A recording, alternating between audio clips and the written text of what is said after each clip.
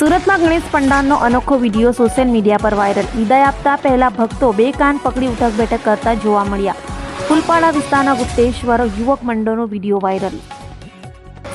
સુરતમાં ગણેશ પંડાલનો એક અનોખો વિડીયો સોશિયલ મીડિયા પર વાયરલ થઈ રહ્યો છે। આ વિડીયો બાપ્પાને વિદાય આપતા પહેલાનો છે, જેમાં ભક્તો બે કાન પકડી ઉઠક બેઠક કરતા જોવા મળ્યા હતા। આ વિડીયો ફૂલપાડા વિસ્તારમાં આવેલા ગુપ્તેશ્વર યુવક મંડળનો છે।